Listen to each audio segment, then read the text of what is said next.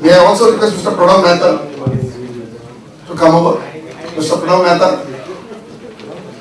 Mr. Mehta is here. Can I ask Mr. Anish J to come over? Anish J.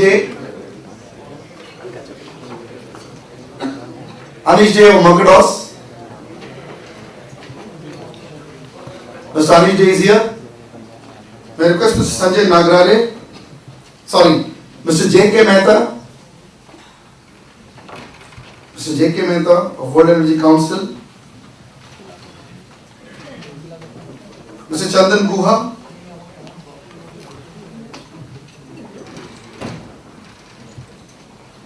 Mr. Chandan Guha, please.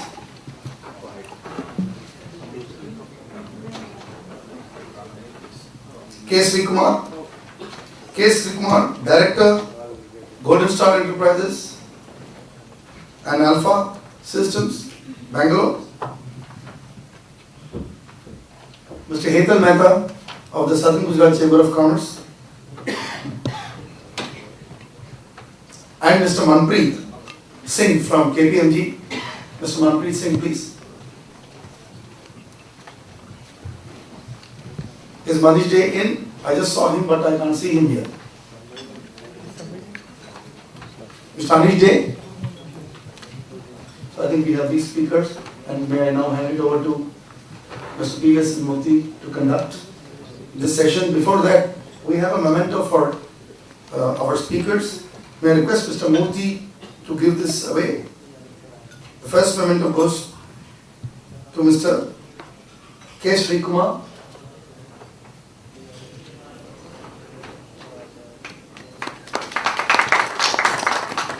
Memento for Mr. J.K. Mehta, please.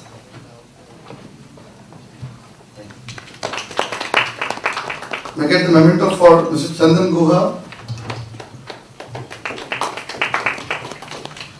And I would also like to give one more memento to Sri Hetal Mehta so that he can carry to the chamber in Gujarat.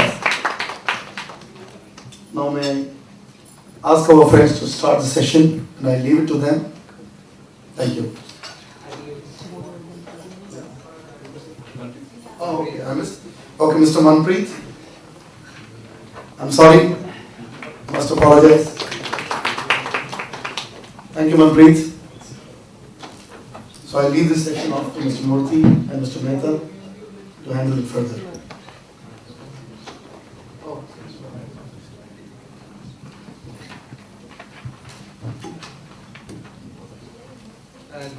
Good evening, everyone. Now the panel discussion is basically on the developing of 40 gigawatt solar for combined on-grid and off-grid covering the NSF targets. Basically, that's a topic which we are going to talk about it. So I think we have roughly about 45 minutes time. So each speaker will get around 5 minutes, and then we'll have question on the session after the session is completed. So Mr. Pranav Mehta, we start with Mr. Pranav Mehta.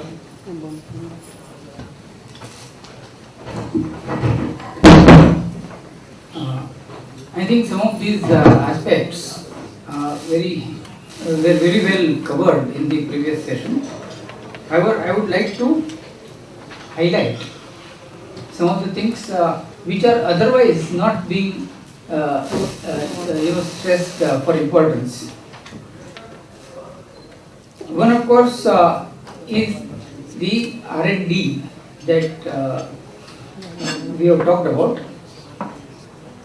In fact, when the last union budget was announced, and in Ahmedabad our reactions were being asked, Chamber of Commerce and everyone, I was a loner when I said that the renewable energy budget, the allocation is very poor. All my colleagues thought, and they really kind of laughed at me, but fortunately for me, some of the newspaper people covered it well. The point I am trying to make is that we have to have a paradigm shift in renewable energy in general.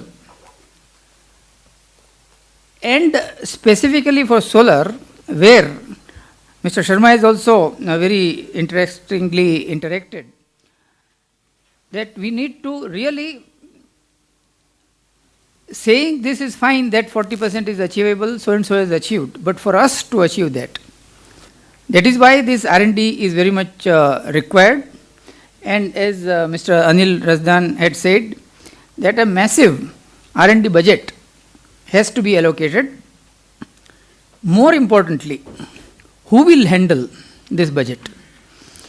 Just outside we were discussing, and I had just thrown one idea that if I had all this money, I will give it to Dr. Madhavan Nair of ISRO, and he will organize the rest of it. In other words, you should have the right person to lead with vision, and of course backed by his experience, to go for this kind of research. Why I am saying Dr. Madhavan Nair is because he was chairman ISRO. In space, without solar energy you cannot survive, and they have used these kind of solar cells, and they are very much aware of the problems that the efficiency of so-called higher efficiency cells also eventually drops.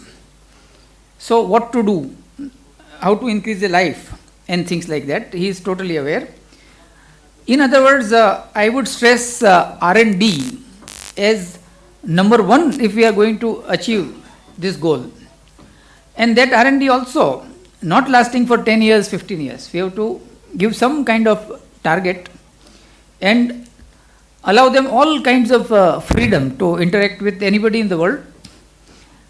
Not only USA, but as I said, that Korea team also.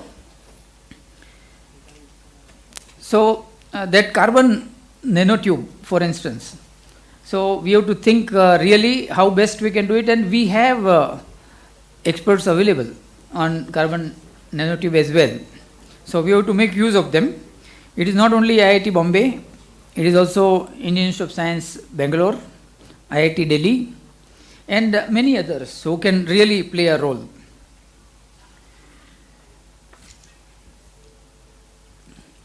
Then the other thing that we really touched is this concentrated solar power versus PV. We can devote this entire session to that discussion. But to my mind, which again I was sharing with Mr. Himatri Banerjee and Mr. Anil Razdan, that maybe world over, we don't have enough experience of concentrated solar power. We have the experience of PV. So reproducible results are there in PV. CSP I am not very sure. Therefore we are struggling for numbers. Anybody may have given any number. That's a different story. But reproducible results wise, it is not there. Therefore, again, another thrust area in R&D could be the concentrated solar power. That is on the one hand. On the other hand, as far as government is concerned, we have always taken a view that the government should be technology neutral. As long as I am getting a kWh through solar energy, it should have the same tariff. Why should it have differential tariff? That is not properly understood. So, in other words, some more focus on concentrated solar power is required, because it is giving you a higher plant load factor, and storage wise also, once it is not available, solar energy, we are able to operate the same plant. So you will be able to operate, make use of the plant much better. Therefore, concentrated solar power needs to be given much more importance than what is being given so far. Similarly, a point that Mr. Anil Razdan again touched was compulsory open access. You will not believe, in Germany, if time is short, I will cut short more discussion on that, because who has done it also I know that gentleman also is a big member of parliament, who had led this entire renewable energy drive in Germany. But they say that anything produced through renewable energy, you have got to take it. You can't say that I will take only these many kilowatts or these many megawatts. How can you justify at any time that emission prone coal based technology, I will take more and I will not take renewable energy whenever and wherever it is produced.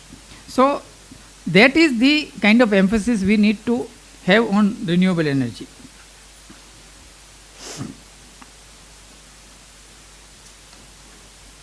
And then one more thing that again, of course, I shared with everybody during the discussion is that massive awareness campaign that is very much required, that this is our national mission. These are the things that have already been achieved and these are the things that are yet to be achieved. That every child, high school going, should know, not to talk of any college students, etc. Then I am sure that the kind of talent and manpower that we have, these solutions will come.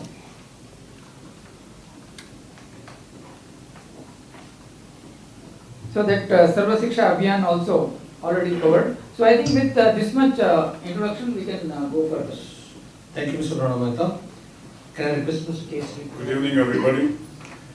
The sun is shining and everybody has woken up at last. So myself as we run a small SME in Bangalore, and we are trying to understand how an SME like us can contribute towards solar energy and tapping the solar energy, the potential that is available today. So, it has happened that, we were trying to understand the smart grid policies and the government-related, restrictions, and it would take a long time. So we were wondering how to get active because, a smart grid will take its own time, it will take its own deliberations, it needs a lot of funding, it has so much of technology to be invested with.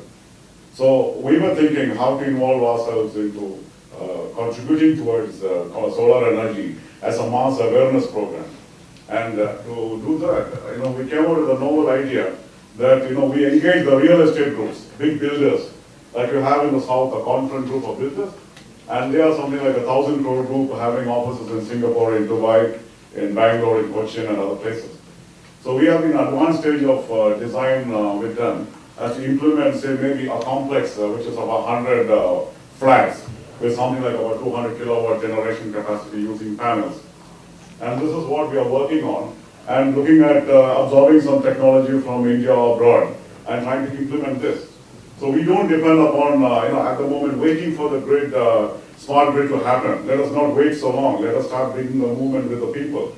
So we are trying to engage the academics and the real estate people, trying to interface them, get the bright ideas, brainstorm, and try to make a model, a township, which is coming out of the outskirts of Bangalore.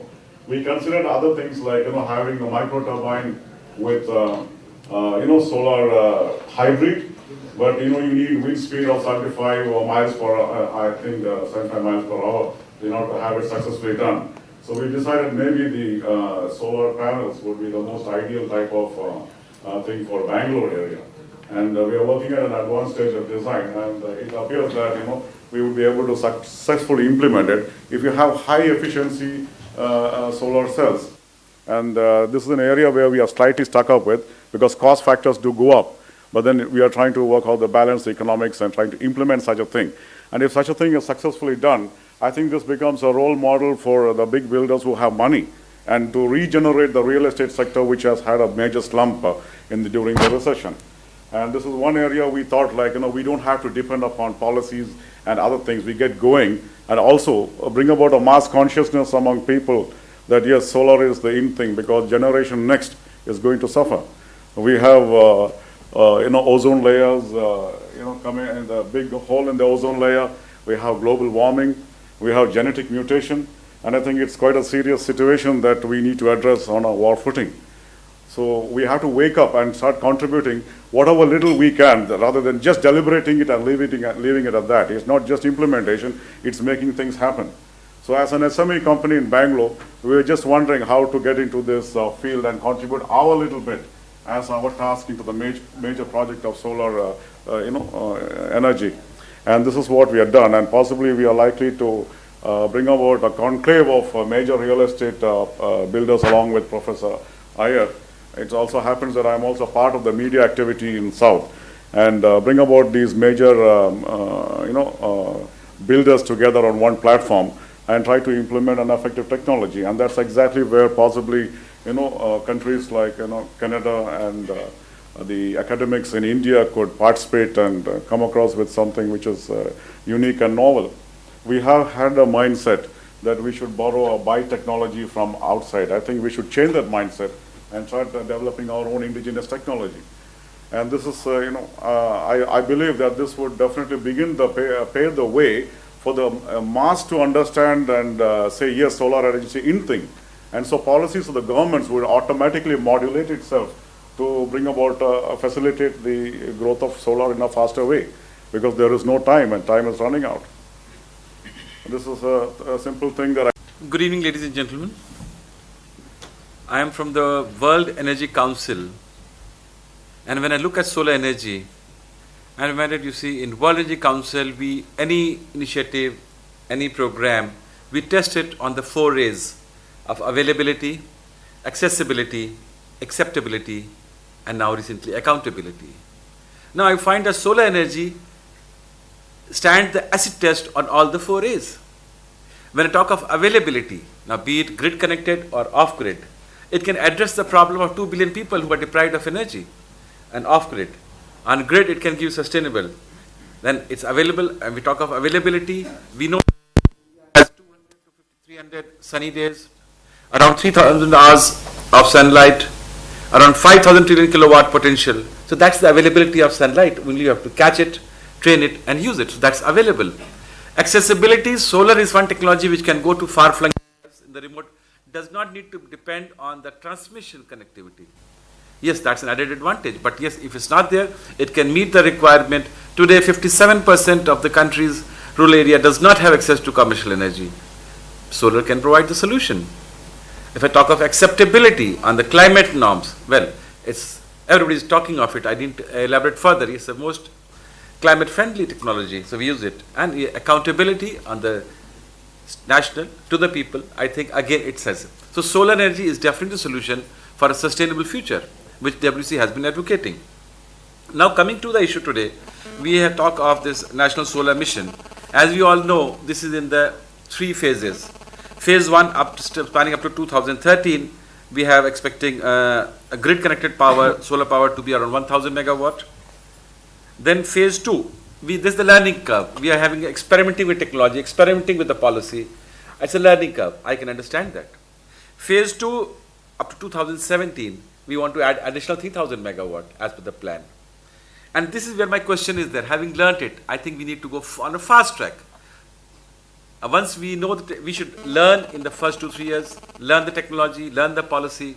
I think everybody has to contribute to it.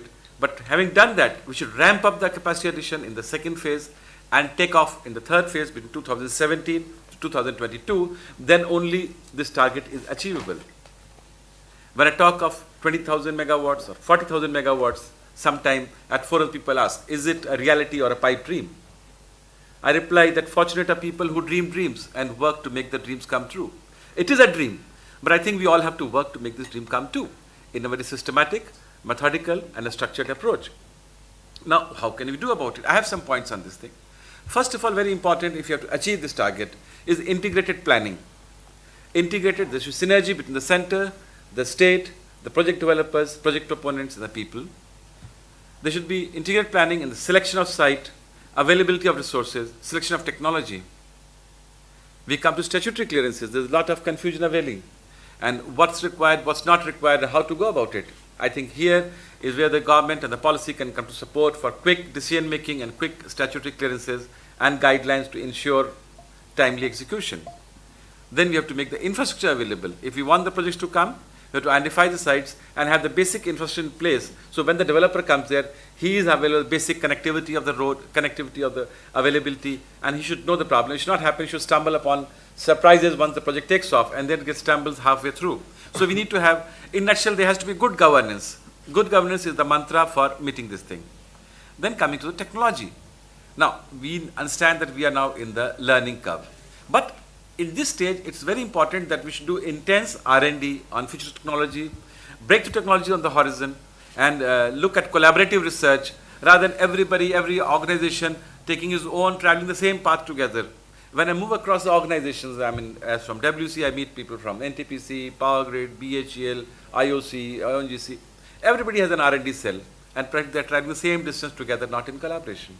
What we recommended at the Energy Technology Conclave last year is that we should be collaborative initiative. I'm happy to share that recently NTPC has taken initiative in collaboration with all the IITs in the country to set up a solar energy cell with the NETRA, the R&D wing of NTPC. We'll be conducting intense futuristic looking technology, new emerging technologies in the solar cell. So technology is very important, and this next 2-3 years, we should intensely look at the R&D initiatives, what's happening world over, what is the best suited technology for the country, what suits where, and be available by the time we come to the second phase to tell the people, tell the developers that, okay, this is what suits you. This is what suits for Gujarat and Rajasthan may not be good for Assam and Orissa. But okay, let's send like this. And for that we need a very intense database. Analysis and database should be available. The center repository of data should be available, which should be easily available to all the project developers. They can have access to it to have most optimal solutions for their projects. Then we should keep all options open. I think there's no debate whether we should have a photovoltaic or a CST or a rooftop. I think there's enough scope for all the players. We have to encourage all the technologies, all the options. Again, that's again a VEC mantra or WC. We said keep all energy options open. So we have to encourage the initiatives in all the areas. We are in a dearth situation. We are looking at an ambitious growth. So we can't close our mind to this thing. But at the same time, we're not like adventurous bidding, adventurous developers. I remember in the early 90s when we had the privatization in the power sector, and there was a rush of MOUs to be signed. In the first 2 years, 254 MOUs were signed. Everybody, Tom, Dick, and Harry, was signing an MOU to set up an IPP. There were 8 fast projects, another 8 fast projects, and we were looking at, and suddenly euphoria was available in the government that, oh, we're having all the private sector in the power sector. But what happened? So we have to be cautious about that. Why should we encourage everybody? We have to look at practical, implementable projects and encourage them. And avoid adventurous bidding, adventurous project only for hedging, and we don't fly-by-night operators are not required in this area. So that's very important that we should look at when we talk of this thing. Then we come to important policy support. You know, the government, once the policy is in place, we seldom do the policy research, policy advocacy in advance. But once the policy has been declared, we start looking at it and say, no, oh, this doesn't suit me. I think forums like Inertia, forums like WEC, forums like Industry Association, CII, FICCI, they should look at concerted policy research, get the details, and feed it to the government. Government is willing to listen, but we have to tell them. And they will take decision on what information and data is available to them. And they have to depend on industry, on NGOs, or industry associations to provide them with policy research, and we should do some policy advocacy. Because once the policy is in place, it's very difficult to change it. We all know that. So why not interact in advance? If you want to achieve this target, come out, let's do the research through the collaborative forums and come out with some suggestions or white papers to the government, like maybe after this conference, maybe some other conferences, come out with white papers, recommendations. And I believe the Planning Commission and government are very open to listen to reasonable, practical solutions. So that is very important when we talk of policy support, and only then it can make happen. Then we require an efficient monitoring and control. Any projects, you know, where we have this experience, Radhan Saab stated, of the Commonwealth Games. If there's no integration, there's no synergy, there's no planning proper and coordination, we land up. And very often, I was just over the tea, I was quoting to somebody that when we started our education, in the nursery, you know, we had the nursery rhyme, pussycat, pussycat, where have you been? I have been to London to look at the king. That's the planning, is to look at the highest imperial power, to London. And what did we achieve there? I frightened a little mouse under the chair. Not a big mouse, not out of the room, not out of the house, under the chair. We planned for the very ambitious and we achieved something. So planning is very important, and execution and monitoring and control is equally important. If you want to achieve it, there's no harm having ambitious targets of 20 gigawatt or 40 gigawatt, but it has to be supported by an efficient planning, efficient coordination, efficient monitoring. Then only otherwise you'll be frightening a little mouse under the chair, and when you go to 2022 again, say, oh, we could achieve only this because of this. There'll always be reasons for it. So let's now plan, let's coordinate and see that it happens, and we don't repeat what we learned in the kindergarten. Next, when I say, is awareness and education. Acceptability of any proposal, any technology is very important. As was mentioned by my speakers, then we started this thing, say, oh, we don't want off-grid power. We like grid power. If we can't have what we like, then we just like what we have. We don't have an option. There are so many conditions, so we have to think of a judicious mix, but for that will come with awareness. Like Radhan Sahab mentioned, we did that road shows, and 3 months we did around 2,000 or 3,000 road shows across the country, and going on to district, telling the people the plus and minus and everything. So we have to create education awareness, not only for this, then for building the right human resource. Again, I'm happy to share that WEC is now working actively with one of the NIT's alumni, of which Professor Iyer is there, NIT Kurukshetra. We are working with them to set up an energy center in Kurukshetra for energy studies, and we're talking to some foreign universities in Concordia and Montreal, Purdue in Lafayette and Berkeley to look at possible collaborations to have the latest state-of-art teaching, awareness available to the technical engineer, this thing. We'll have short-term and long-term programs there. And we'll be talking to Delhi government and others also, so that we can bring around greater awareness, education through various forums that we have. The WC has been building bridges with the academics, we have with the MDI Gurgaon, with NITs, then Institute of Engineers for sharing of knowledge networking. It's very important that whatever we have, we should share with who doesn't have it. I think it's our own, everybody's responsibility to act as a nodal officer, to share whatever he knows with people and create awareness that yes, this is the solution if you have to achieve it. And unless awareness, acceptability is there, this will remain a pipe dream. That's all, gentlemen, I have to share this. Thank you. Thank you, Mr. Mehta. I request Mr. Chandan Guha.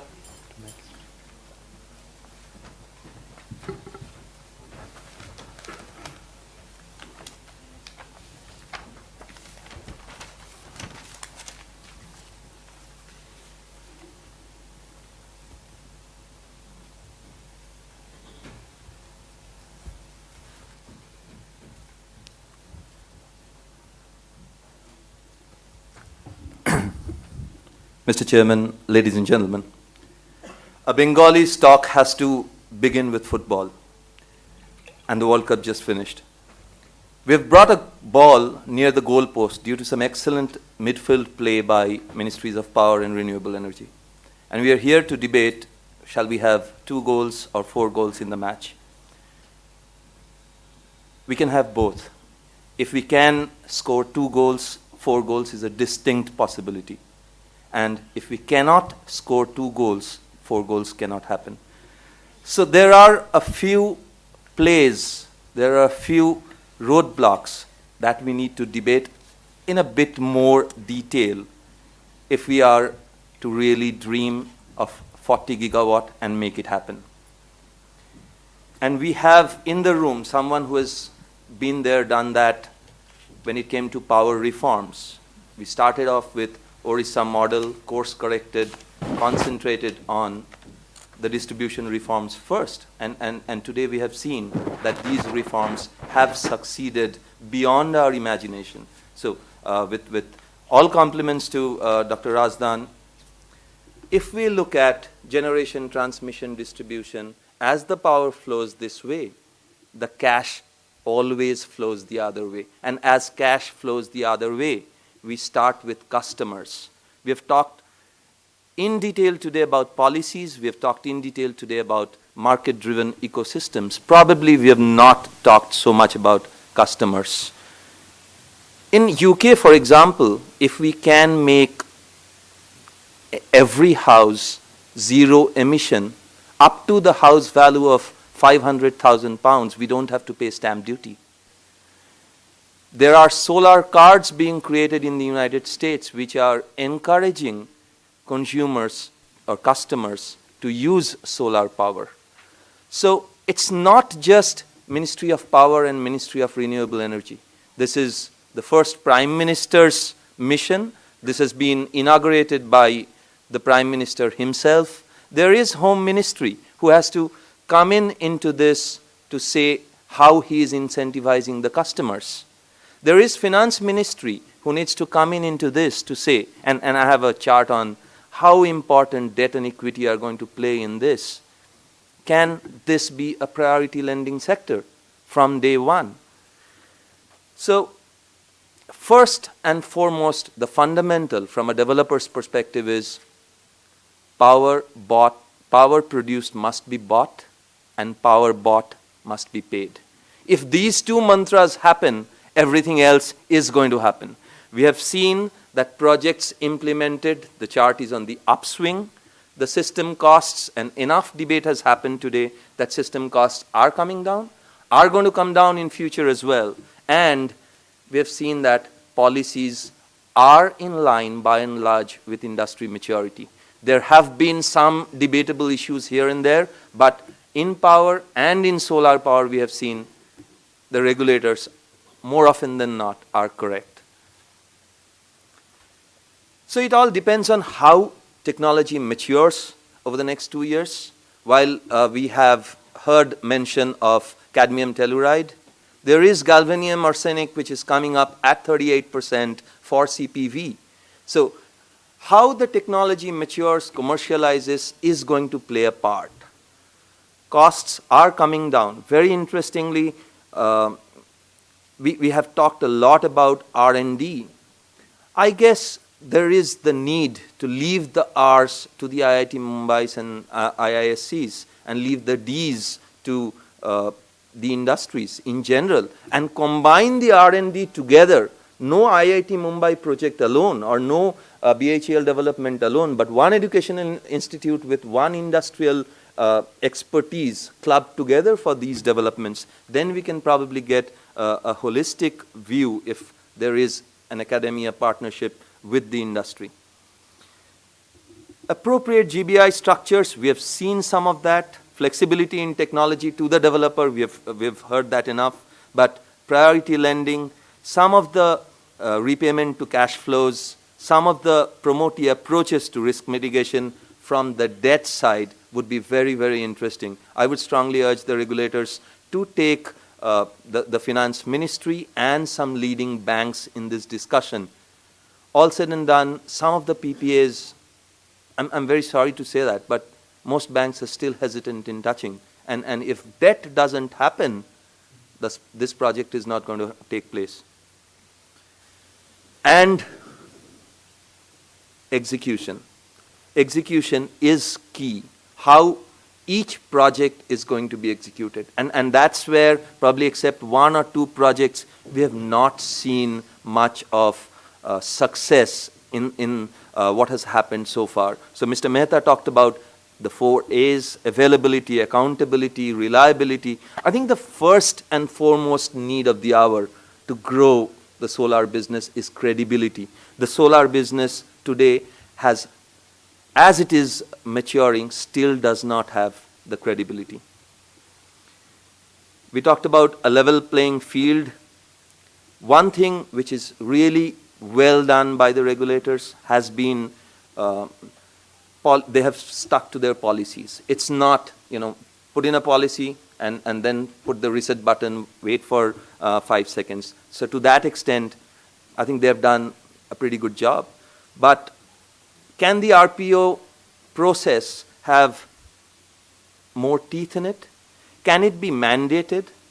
Do we believe that in its present state, clearly renewable purchase obligation is not enough? And again, with reference to Dr. Razdan, we have seen how UI and ABT, they have been mandated with bonuses and penalties. Can we do the same thing? I know there are starts. Maharashtra has penalized some renewable obligations, but can it be enforced to that extent? Obviously, extensively alignment of state regulatory framework to these norms have been talked about, but the adequacy of feed-in tariff at every different DNI level, at every government level, probably that needs to be pursued a little bit more. So in simple terms, credibility must be the focus. Everything from ecosystem to RPO commitment to system costs, level playing fields, off-grid market supports, all hinge on this point of credibility. Just one more point to today the power industry thrives on brilliant brains, and many of them are coming over to the solar sector. So the one thing which today is not enough in the solar industry is the standards organization, the inspection organizations. The so-called TUVs have to be mandated to become non-gain certifying bodies. Today, MNRE, of course, we are all immature in the sector, but we try to say that IEC 61525 is for a 25-year life, IEC 61525 enough? Probably not. So we need to go beyond, we need to actually determine the requirements from both a PV and a solar thermal perspective to say, this exactly is required. These are the standards which need to be followed for the maturity of the industry, and these are agencies that go and certify such standards, and they have no interest in any revenues out of that. So to get to the goalpost is not good enough. We need bankable PPAs. Finally, we need some firm policy impetus to reach the goal. Once one goal happens, 40 gigawatt is definitely not a problem. Couple of last lines. Count on Mahindra. We are here. We have launched our solar initiative, and we want to bring credibility and maturity to the industry. Thank you.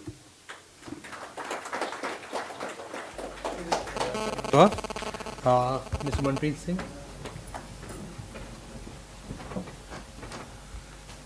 Good evening, everyone. I have not come prepared with the presentation because I was here for a question and answer round. Anyhow, I'll just like to give you some of my views here, and from where it all started about this solar mission. It started with India's commitment towards reduction of greenhouse gas emissions and contributing to climate change initiatives. And that is how when our honorable Minister for Environment, he came out with the target of having an emission intensity target of India achieving about a 20 to 25% reduction in emission intensity by 2020. So to reach that goal, we had this National Action Plan on Climate Change, which was already in force, which came out in 2008, which then outlined the areas in which we can reduce those emissions of greenhouse gases. And as perceived and as we all see today, National Solar Mission has actually been the talk of everyone. Everyone wants to get into solar business. Everyone wants to implement solar plants. So how, I would just like to throw some light on the climate change opportunities that the solar sector also can get you into, because everyone was talking about tariffs, policy, regulations, everything. So now let me take this perspective on to small guidance inside the CERC regulations, wherein it says that the carbon credit benefits would also be shared. There will be a sharing between the beneficiaries and the project developers of the carbon credits also. So talking about carbon credits, what is the potential of solar sector per se in carbon credits? If we have the PLFs, or the capacity utilization factors for solar projects per megawatt, it's some close to 20% to between the range of 20 to 25%. So talking about that, calculating the net electricity generation from that, coming out to the benefits or the carbon credits per megawatt, it's somewhere close to 1450 to say, going up to about 1750 per megawatt based on 20% to 25% plant load factors. So we see that the carbon credit benefits is actually not that much for a solar power project per se. But nevertheless, it's a benefit. It's an additional benefit that you can fetch from this solar power projects inside the CDM. I don't know how much aware you are of the clean development mechanisms which generates carbon credits as a whole.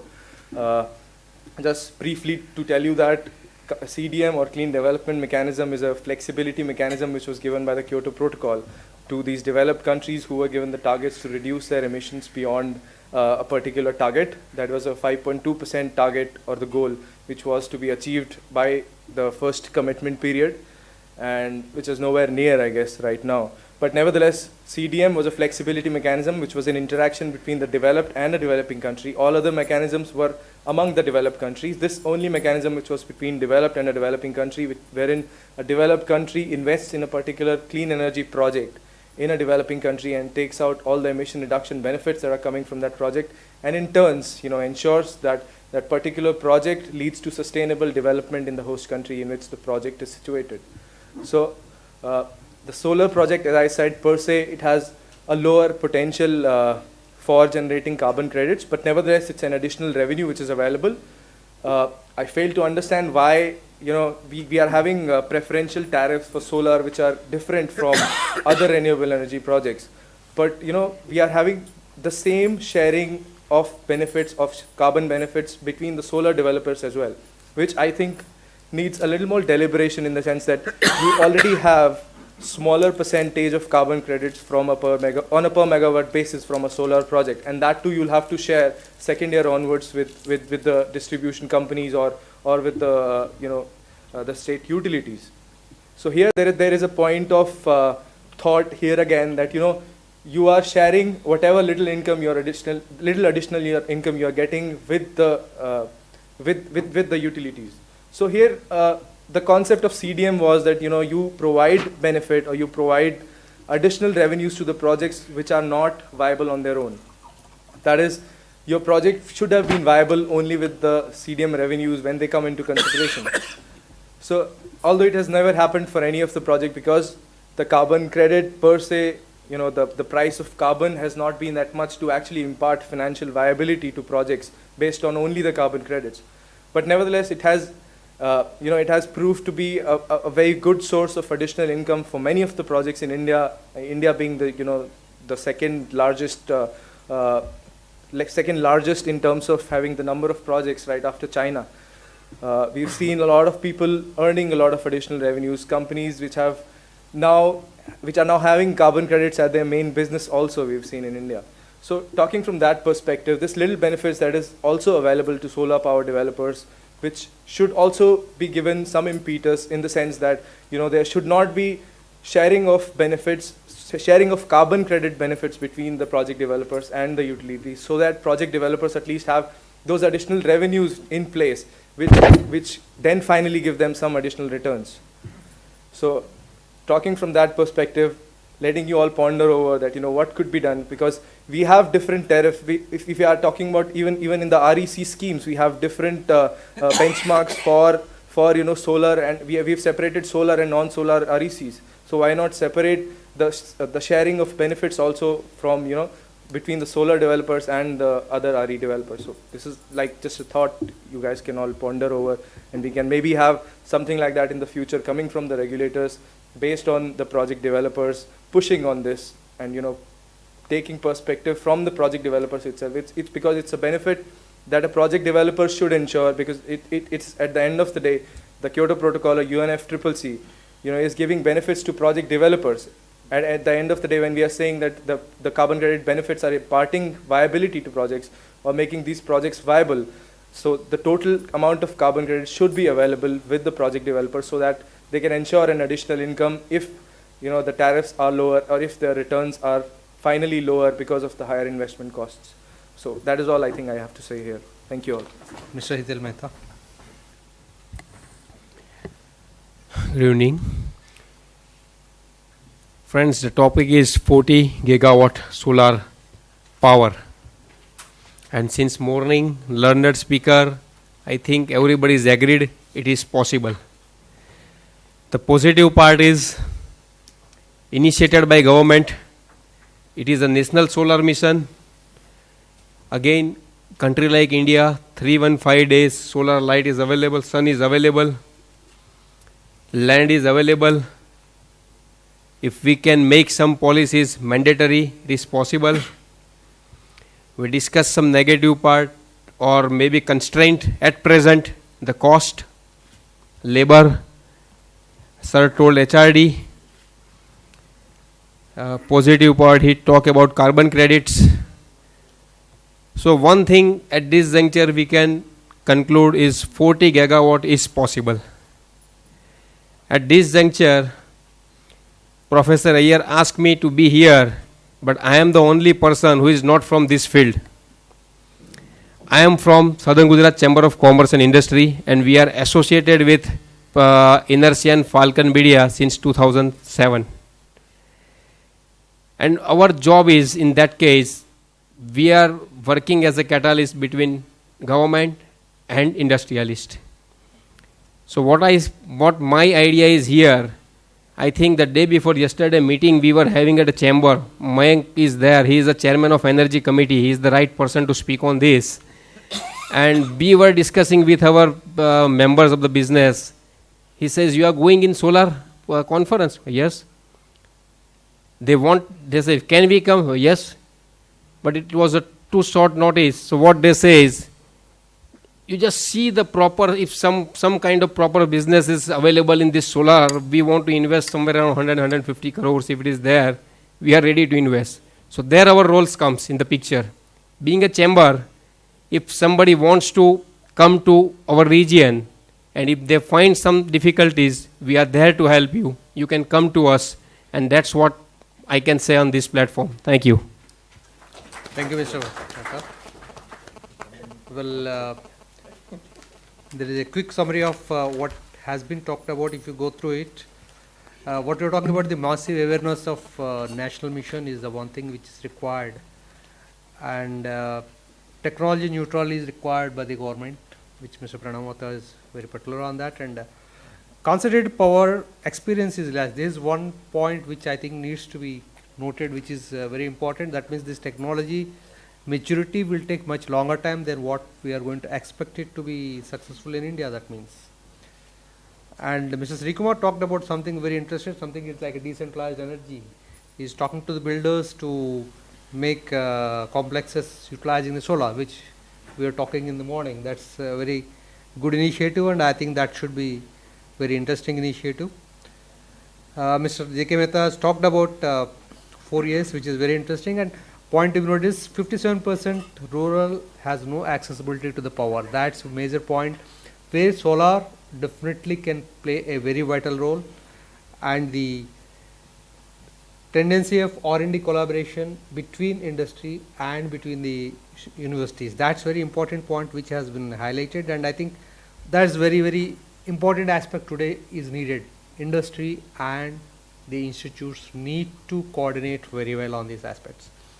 Another basic point which is made about policy support from the government, where the forums need to take more proactive actions and ensure that the policies as per the requirements of the industry and as per the requirements of the system. That's one thing which needs to be noted.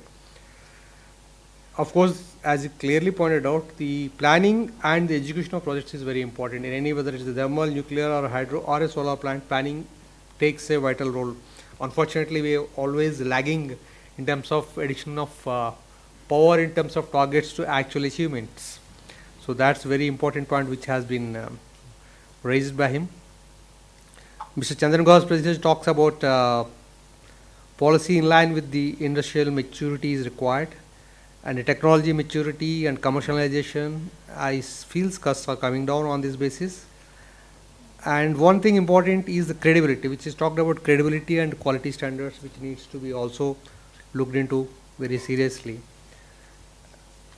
And Mr. Manpreet has talked about carbon credits availability for solar, but which are at the lower level. So it's not like any other renewable energy where you get a much higher credits.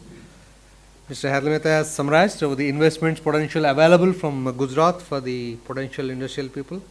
That's very interesting proposition for the future investors. So this is a summary of this one, and the summary shows very clearly the 40 gigawatt is feasible to be achieved. Now we can have a 5 minutes question answer session to the speakers if you want anything. Mics, please.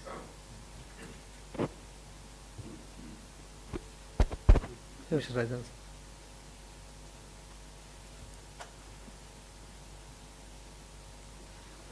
Chairman. I think this is about CDM, something which I had in mind to mention. It's certainly, I think, CDM eligibility is there, but then there's uncertainty about continuation of CDM. Developed countries want to get out of it. But Manpreet, I may tell you that there is one program which we solidly based on CDM, government-sponsored program on energy efficiency, the Bachat Land Yojana. And we pushed it as 1 or 2 projects to begin with, one on Andhra, one in Haryana. It took 1.5 years to clear that. But then we can replicate that program throughout the country, and we've been able to reduce the cost of a CFL bulb from almost 120 rupees down to, I think, 18 or 17 rupees. Now, CDM alone has not contributed to all this. One is scale. That is, you do such commitment of bulk buying and purchasing. Secondly, CDM has also come into play.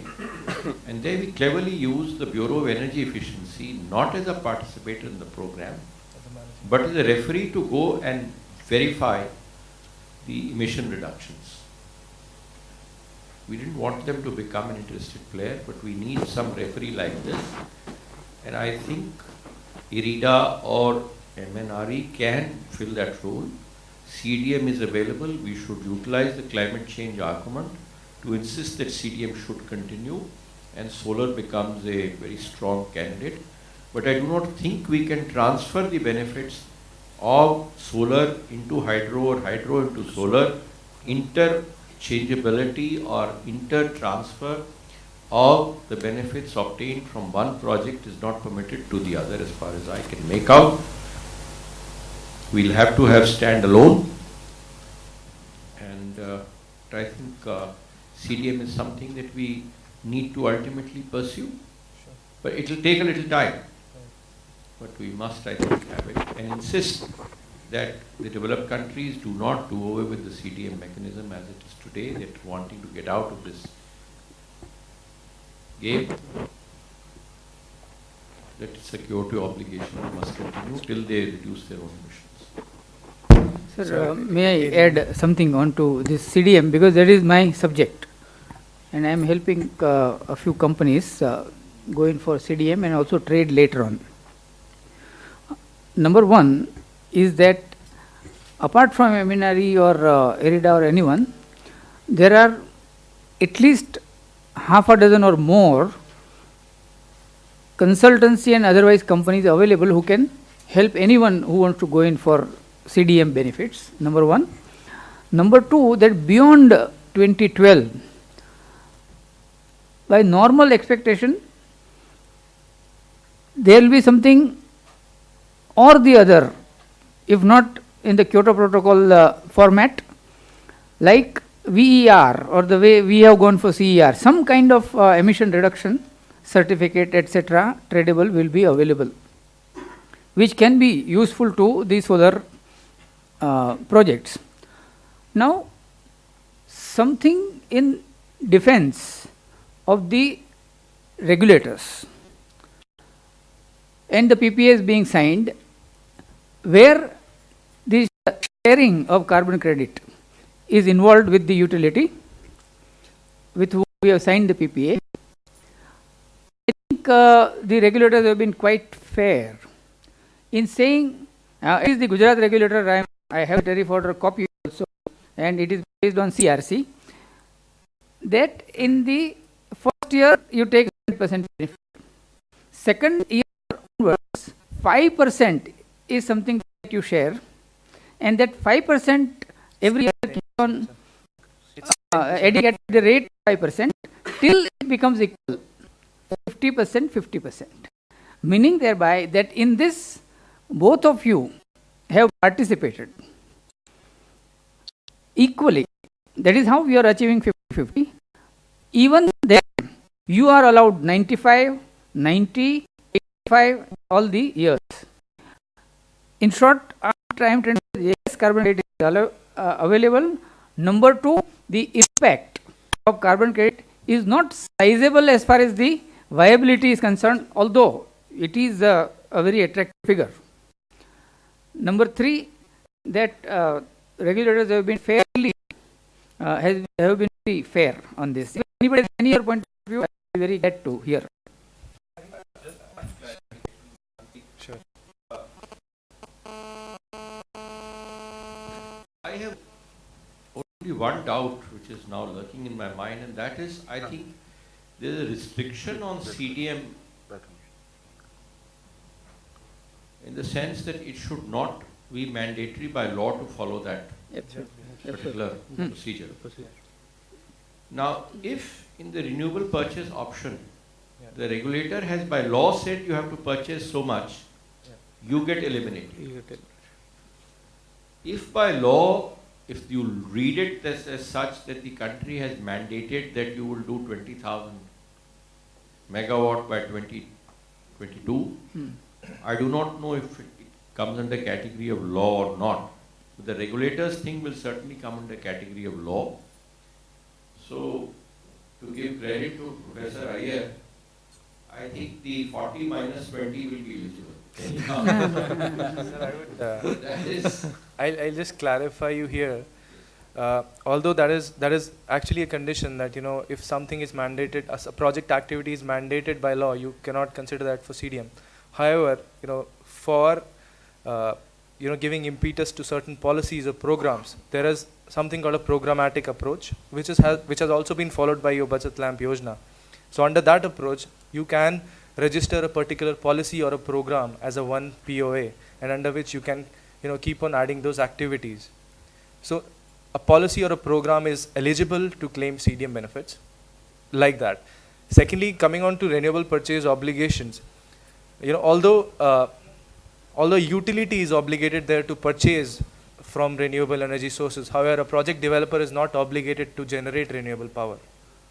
So the benefits are going to a project developer. He is applying for CDM. And, you know, it's not the utility who is applying for CDM. So there, a project developer will be eligible to claim CDM benefits, even if there is a renewable purchase obligation. Project developer is not obligated to, you know, set up a renewable energy plant and generate renewable energy to supply it to a. In case even he can get, it's not shareable with the consumer. Where? May I fine tune this a little?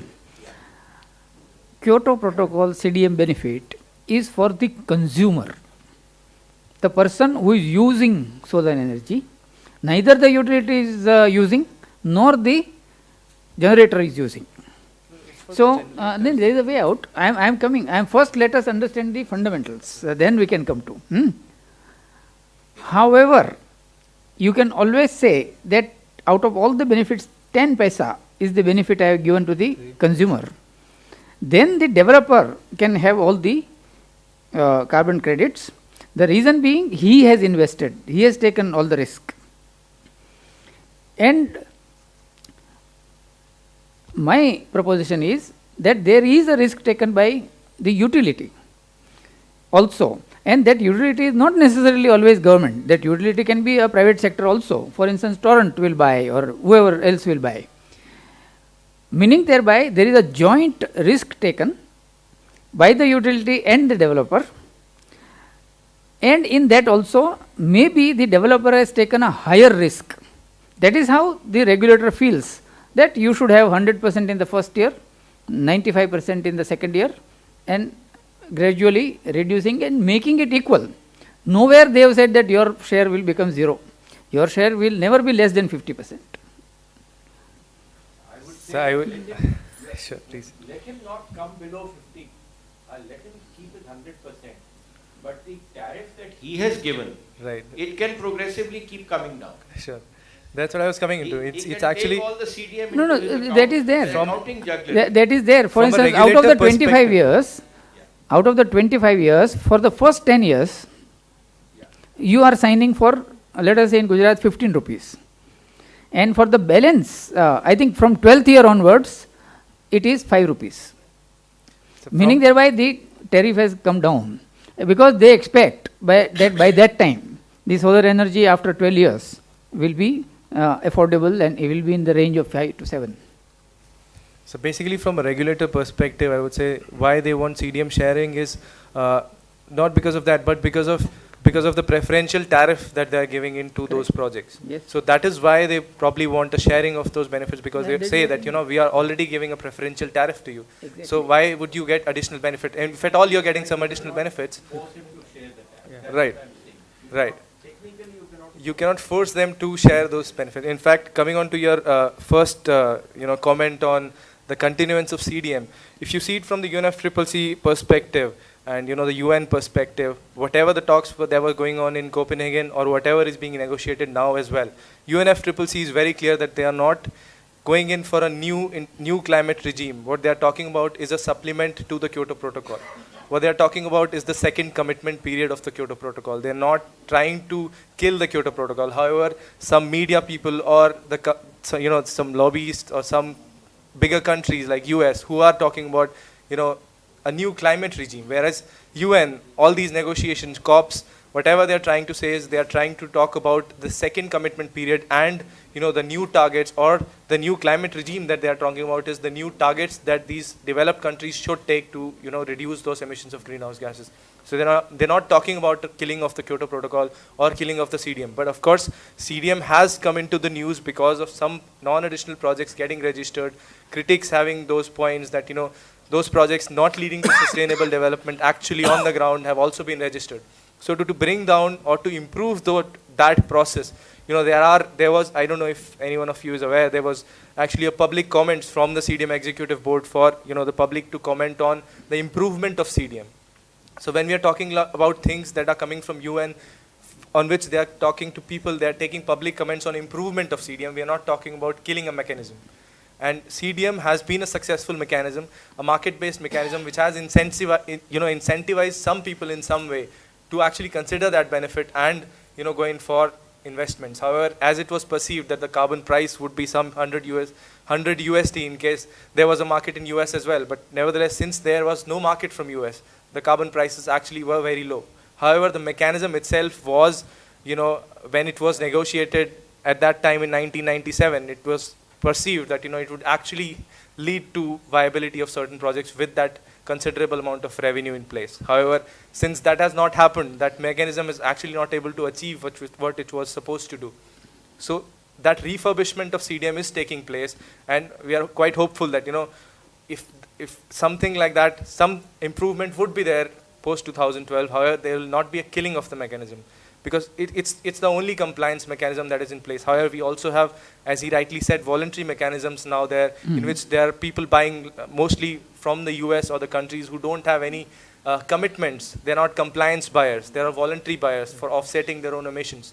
So that market, of course, has risen. And in fact, if we have US also coming into the compliance, the rising, we've seen the rising participation of US in the new climate talks going on everywhere. So if that comes into play, we can actually have a compliance-based mechanism which becomes much larger than it is in the current form. So there we have some positive hopes from the CDM getting improved.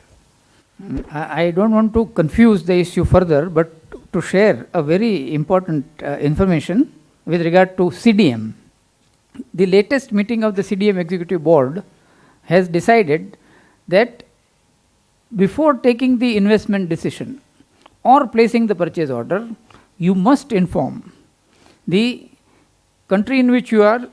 So that is the nodal agency of the country and the CDM board that such a project I am embarking on.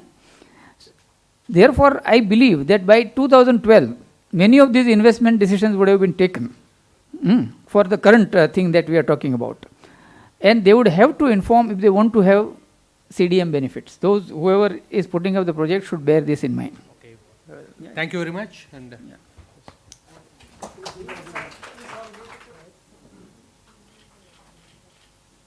Mr. Dhruva Purkar is to come over, not the dais.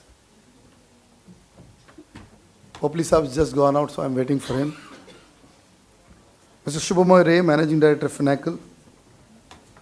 Mr. Dhruva is a Senior Specialist with the World Bank. Gyanendra Thakur, Team Leader for CRISIL. Is Mr. Sanjay Nagrare here, Head Business Development, India Bulls. Manpreet stays on. And after this session, for the half an hour and 10 minutes question answer, may I request Arora Saab also to join, sir. The panel discussion now is financing of commercial scale solar power projects. Shri K.S. Popli will chair this. K.S. Popli, Director Technical, IREDA, will be chairing. Popli Saab, request you to take over from me. Dhruva is a practicing senior specialist with the World Bank, and he has been a very good friend of ours for several years. And He has come to the discussion and he has helped us a lot. Even in the hydro discussion, I think Shubhamoy joined us because of Dhruva. And thanks to all of you. Please take over from here. Give us a half an hour perspective on how do you see the financing of solar, and Popli Saab to take over from now.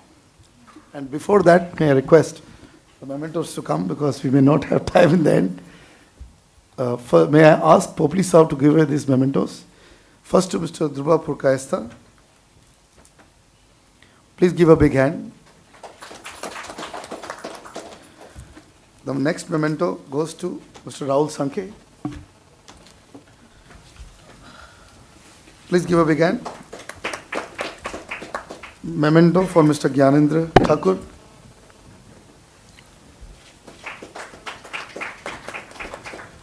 Memento for Mr. Sanjay Nagrare.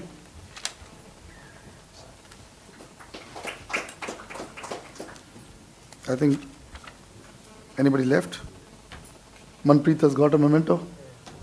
Yeah, I think we've finished. Thanks.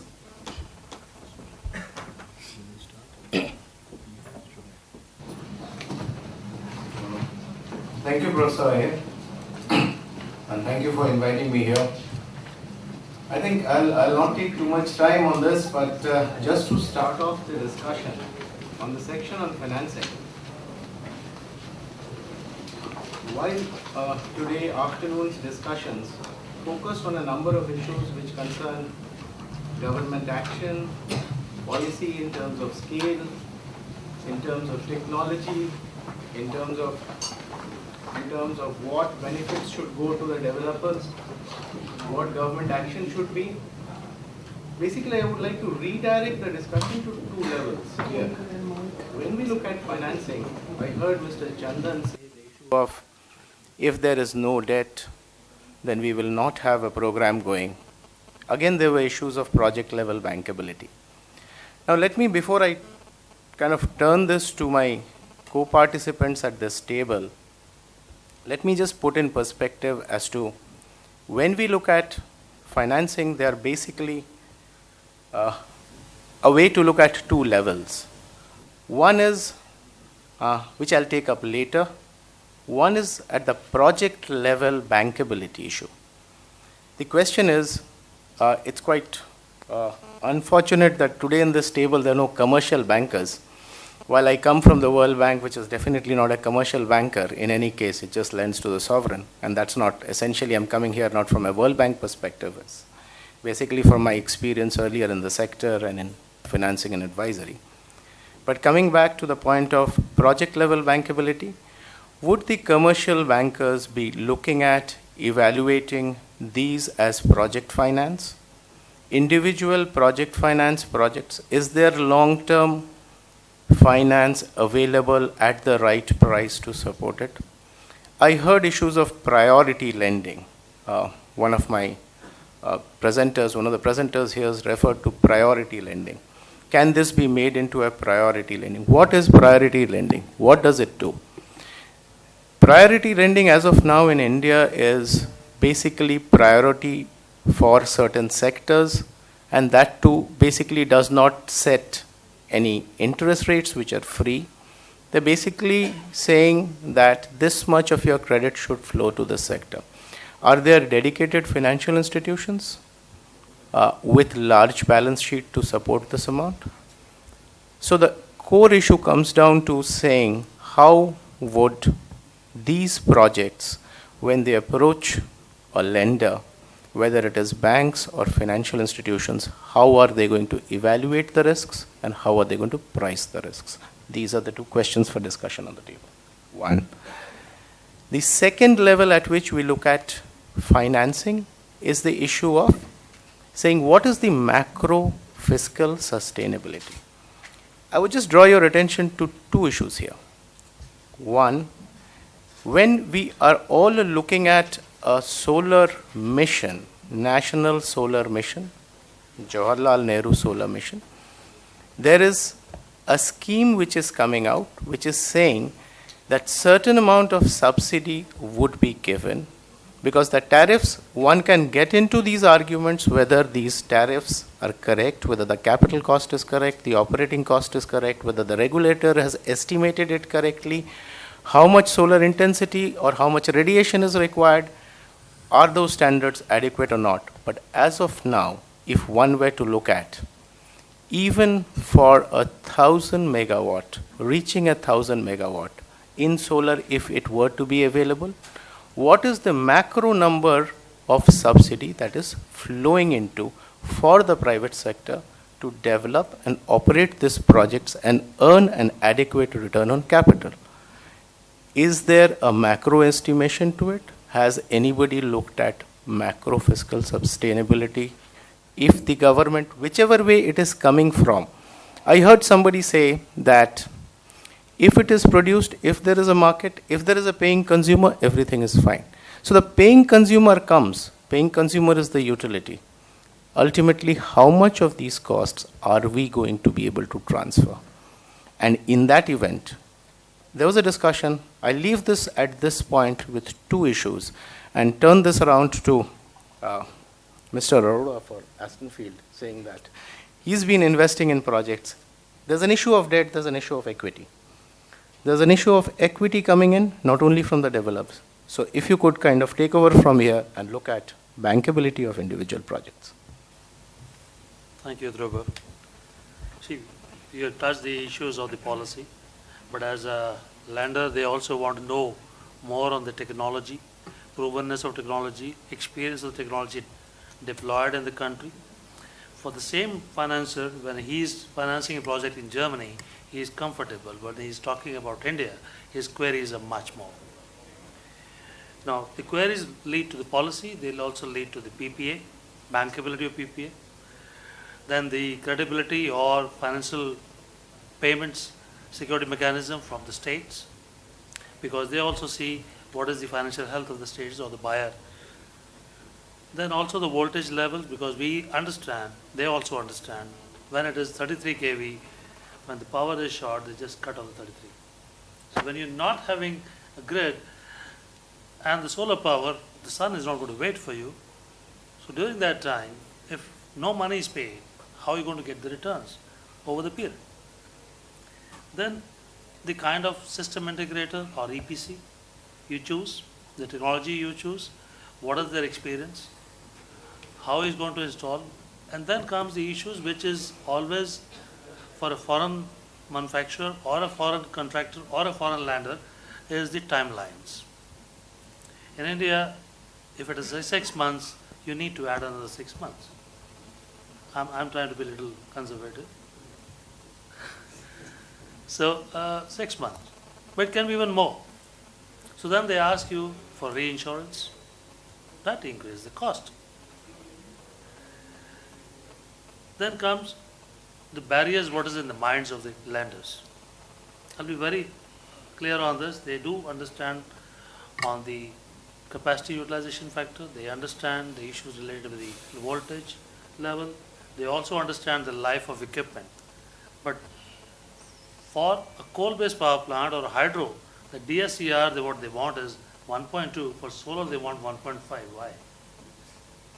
So how these things, but we are talking to them, we are trying to convince them on all respect by bringing a better technology, by having a strong project management teams, engineering monitoring, progress monitoring, dealing with the government, and handling the things in the proper way. So that's the kind of confidence we're trying to give with the lenders.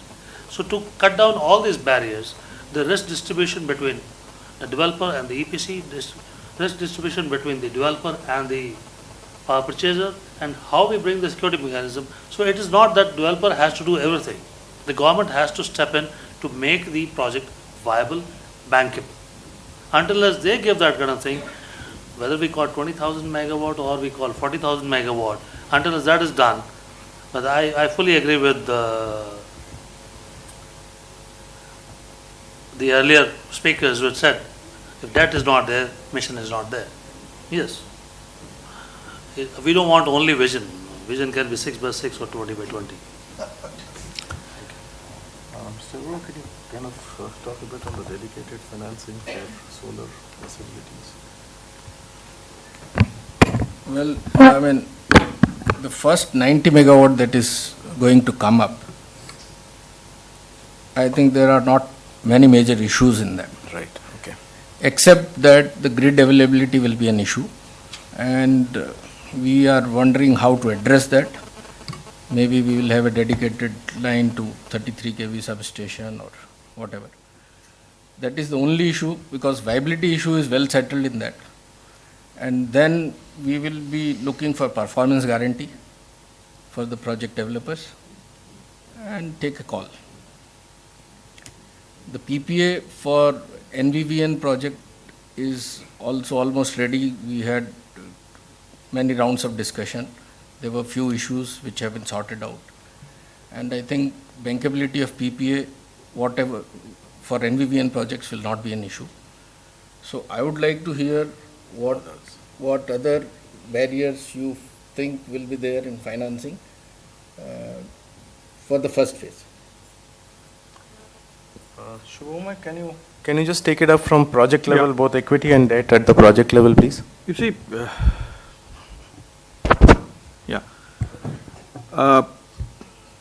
I'm possibly going to play the bad guy here, trying to just say what the lender's plight is when you come to look at these projects. When we talk about viability, the viability comes on three fronts: on tariff, on contracts, and on technology. And apart from these three, the lender looks at another additional risk, which is the execution risk. Now let's look at the history of solar projects in India. Second is the execution risk, because in India, we have invented this over our experiment with the power sector in the last 15 years, that if we don't give a comprehensive EPC out, we possibly save a lot on the project cost. And once you start pushing on that frontier, you are increasingly opening yourself to execution risks and challenges on warranties, how to enforce your warranties if you don't have a single party responsibility there. So the lender's threat comes from there. The second thing, on the tariff adequacy, when it first came out and the policy first came out, it looked very good. I mean, we ran some numbers. Let's look at a 5 megawatt project, and we run the numbers orally. 5 megawatt project will possibly give you about 2 million units per megawatt. It'll give you 10 million units at 18 rupees. You are at 180 million rupees top line. So, if you're looking at a 70 crore project cost, 50 crore debt, and a 8-year financing also, you start servicing your debt. You are better off servicing your debt in a solar project than in a wind project, for example, in the earlier years. So it looked very good. But then we had this huge clamor for people coming in to do projects, and we have a change in the policy, or a suggestion which has come in the guidelines that came out 2 days back, which was being talked about for quite some time. There's a discount on tariff. Now let's see to what extent a discount on tariff becomes sustainable. People will possibly bid. There's a provision for 50% discount on CERC tariff, and I'm telling you, we will possibly see bidders even in that category. The question is, when you go to a bank and when you try to see what is the tariff adequacy of that project, and then you go and ask the lenders, are we going to get a 10-year debt or a 5-year debt? They'll say, have we seen a track record of this technology working in India for 10 years?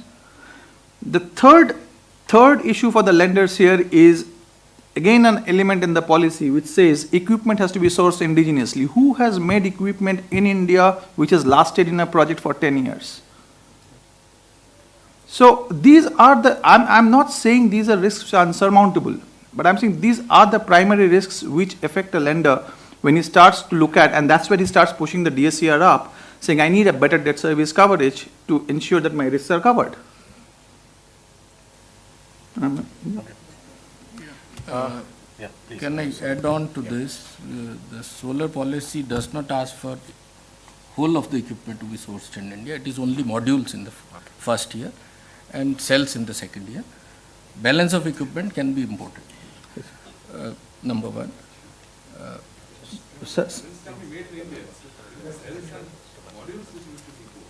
No, sir, for the inverters. Sir, the thing is, the technology risk is in those elements. It is not in the BOP. If the lender is looking at a technology risk, he is looking at those risks. Can we hear, can we hear Rahul's view from a manufacturer-developer perspective? That would give us some insight further onto the issue of somewhere we did hear in the afternoon that the country has enough capacity on equipment, so why, and it's as equally competitive to get it in India domestically and it's exported to Europe as far as panels is concerned. That was the BHEL position.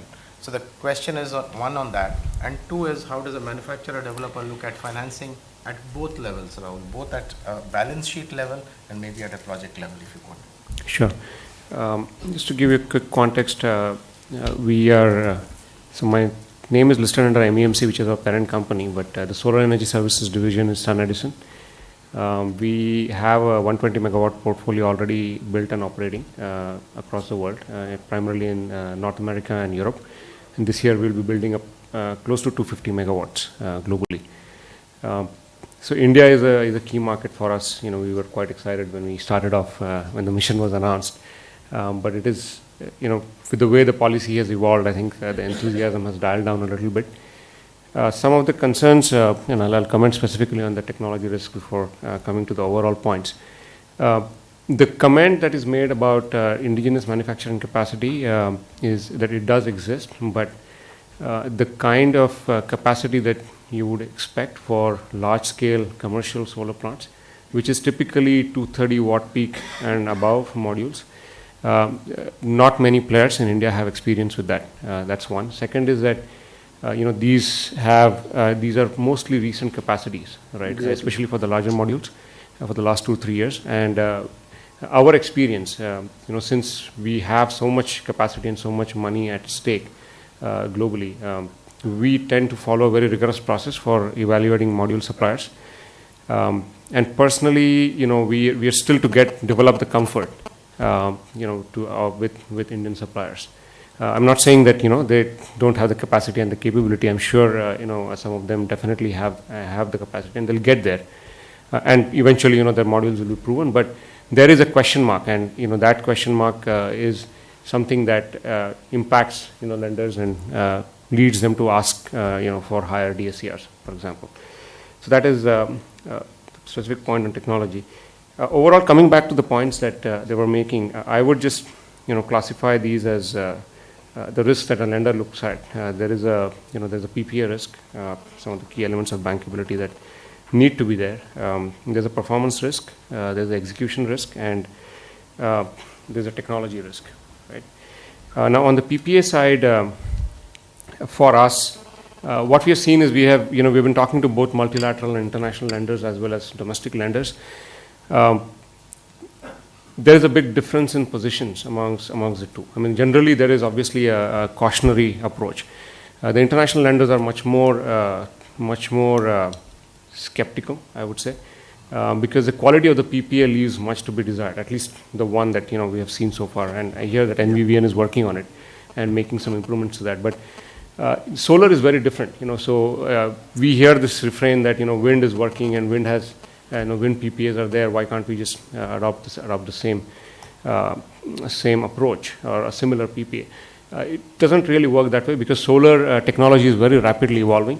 So just imagine a utility which has, for its RPO obligations, has signed up for 100 megawatts in this current, you know, at a price X next year. 5 years from now, the same solar is available at 30% or whatever, 50% lower price. There's a huge temptation for the utility to actually default on the PPA, right? No, I'm not saying that they will default, but from a lender's perspective, they want to secure against that risk. Wind is not in a similar boat, right? I mean, so from that perspective, when international lenders look at PPAs, they look at, you know, 3 or 4 key things which need to be there. One is payment security. How are we guaranteeing the payments? Second is deemed generation, which is very important in the light of grid availability issues, because every kilowatt hour is extremely valuable in that context. The third one is related to termination payments. In case there is an event of default, then how do you really take care of your debt service and those kinds of events. And fourth is guaranteed energy offtake. So while obviously the CERC norms provide for that, but the PPA language should give that comfort to lenders that all the energy that's produced by the plant will be off-taken. On the execution risk, it's everything to do with EPC, you know, having a single EPC contractor, the right performance warranties. the timing. It also depends on having one single EPC contractor can manage it a lot better than having multiple agencies. On the performance risk, there is obviously something to do with the actual quality of the plant and the design of the plant, which gives you a certain output. There's a grid availability issue, which needs to be taken care of in the Indian context. And the third thing, which is not something that has been emphasized so far, is the availability of on-ground insolation data. We tend, really the reliance is extensively on satellite and the few weather stations that you have across the country, which databases like Meteonorm use to interpolate. But that's, highly, not as reliable as you would like to see. In fact, when the mission was launched, if the MNRE had, launched 1,000 weather stations in the key 1,000 measurement stations in the high insolation areas, by the time you signed PPAs, you would have had actual on-ground data for at least 7-8 months, right? And these are not very difficult to set up. It could easily be sponsored. So that's another question that lenders are asking, saying, how do you really know that this is the insolation level and it's going to generate what you say it's going to generate, right? So that's on the performance risk side. So as a developer, we are facing all these questions, and I think the MNRE needs to do whatever it can to MNRE, and VVN needs to do whatever it can to try and mitigate this. Thanks, Rahul. Can I turn to Sanjay for his views, please? Yeah. Actually, most of the points which I wanted to cover have already been covered.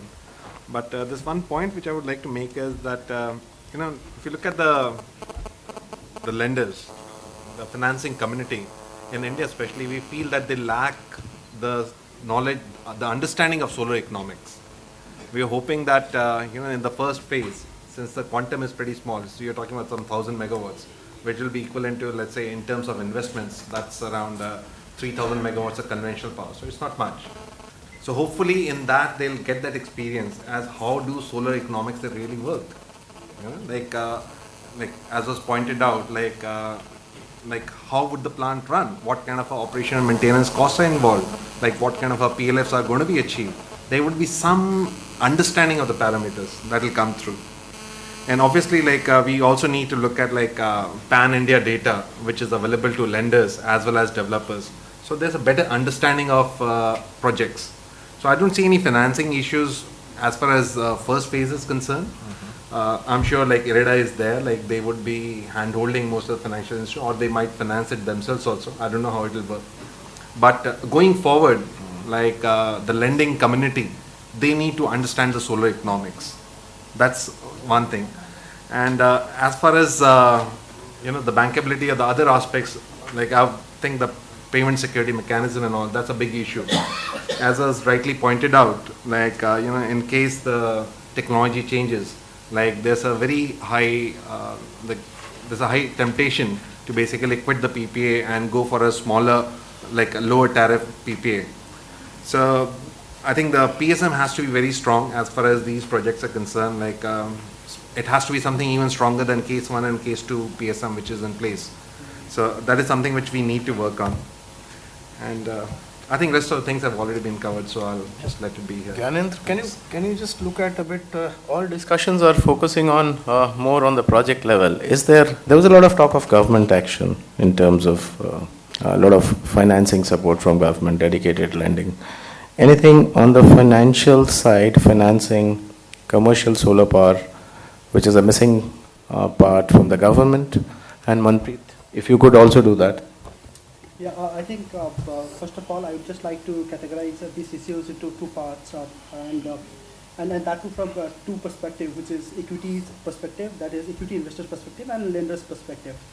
Obviously, the perspectives, the issues which are related to lenders are also relevant for the equity investors.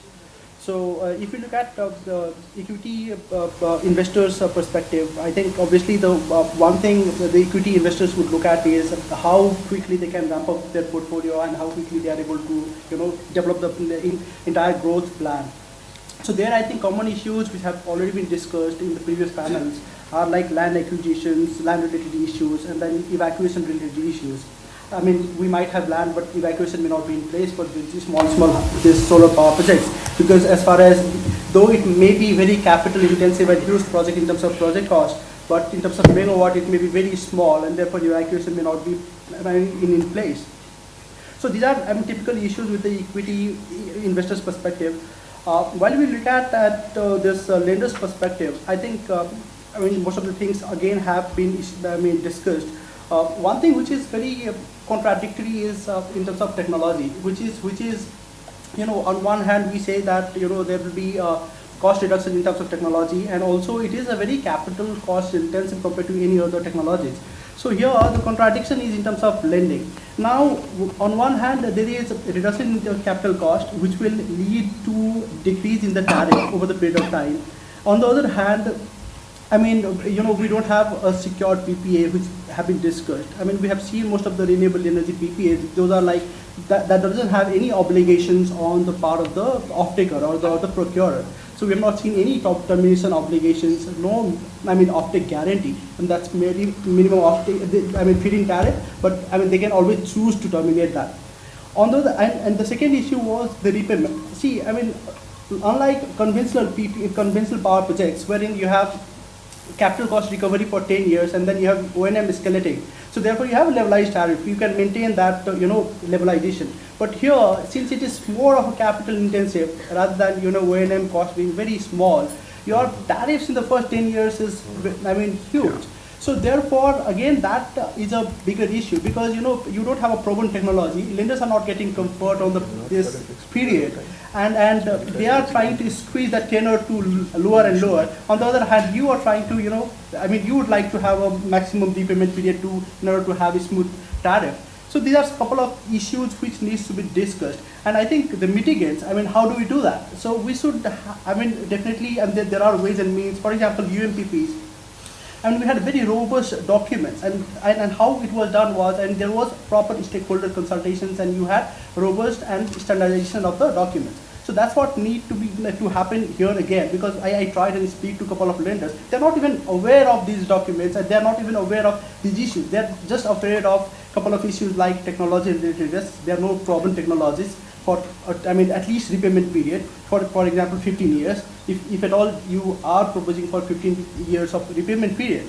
So there has to be a proper consultation with the lenders, and then we have to design a robust PPA and proper contract structures. Thanks. Sorry, are you through? Yeah. Manpreet, any things to add here?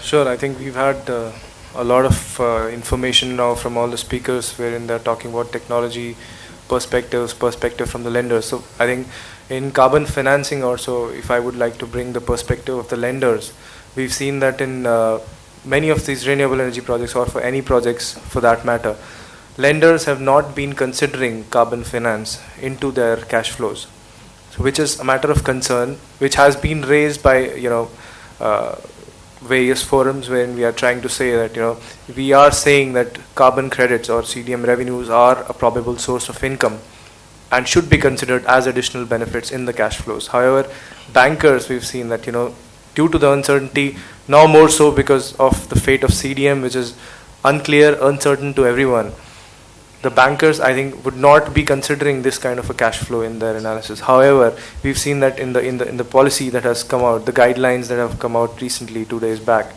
therein also we find a mention that the regulator is trying to tell the project developers to go for carbon financing, because it is nevertheless an additional benefit or an additional source of income that they also think that the project developers should get.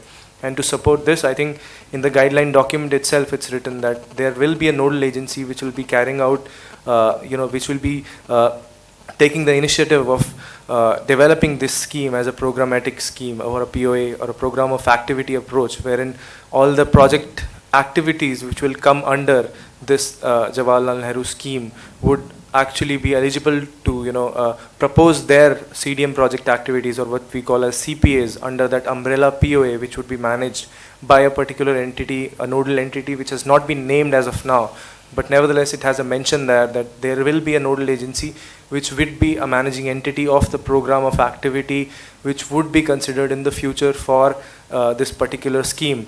And these project developers, they can develop their projects under that scheme, and the benefit of that approach, is that once you have that POA registered with the UNFCCC, you need not go back again to the UNFCCC for separate smaller CDM project activities.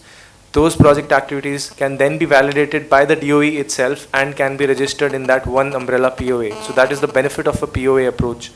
However, that approach, why it has not been very popular is because of the DOE risk, that those validation agencies have a much greater risk, in the sense that since UNFCCC is not rechecking the work of the DOE, they are putting more pressure on the DOEs to be checking those CPAs in a much greater way, in the sense that there are penalties on DOEs if they are including any erroneous CDM project activity under that POA. So there will be regular checks on the DOEs and it can be randomly on any of the smaller project activities, and if a DOE is found that it has entered an erroneous CPA into that umbrella POA, it can then be eligible for various penalties. So keeping that into the mind, and the risk that project developers are facing due to the uncertainty of CDM, but since we've seen that the regulators themselves are considering CDM benefits into their models, wherein they are trying to give the guidelines for how they perceive as taking forward the mission in the future.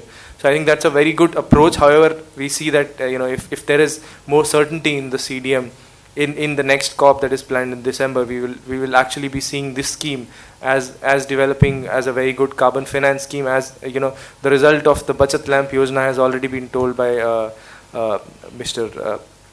Who was there earlier here and who's left now. He has already told that the Bachat Lamp Yojana has actually been successful in bringing down the prices of those CFLs, which was supposed to be distributed by the Ministry of Power under the Bureau of Energy Efficiency scheme. So here also, if we see that this scheme can also be developed as a program of activity CDM project, we can actually see CDM various CPAs getting registered in a much lesser time and at a much lesser transaction cost as well. So there is this potential of carbon finance playing a big role here if we can develop that nodal agency at a faster rate and develop this program of activity POA design document and get it registered with the CDM executive board as soon as possible, so that all these other CDM projects which will be developed under this scheme can get the benefits of CDM or the carbon finance. You wanted to add something here? Yeah, I just wanted to say Mr. Rahul had raised a very valid point that there is a possibility of default on PPA if the prices come down. Well, that is the reason why solar mission has been divided into 3 phases. Yeah. In the first phase, why the risk is being mitigated is, like in 90 megawatt project, they are getting a definite GBI of 12 rupees or whatever, and then the cost to the utility is only 5 rupees 50 paisa. Similarly, in NVVN scheme, again the cost to the utility is only 5 rupees 50 paisa, combined power for thermal as well as solar, and they are getting benefit of renewable purchase obligations. So this thing is that there is very limited risk. The cost of power is not coming down anyway. So there is no risk that a utility will default on its own without any reason. And if that happens, NVVN has a obligation to sell it to third party.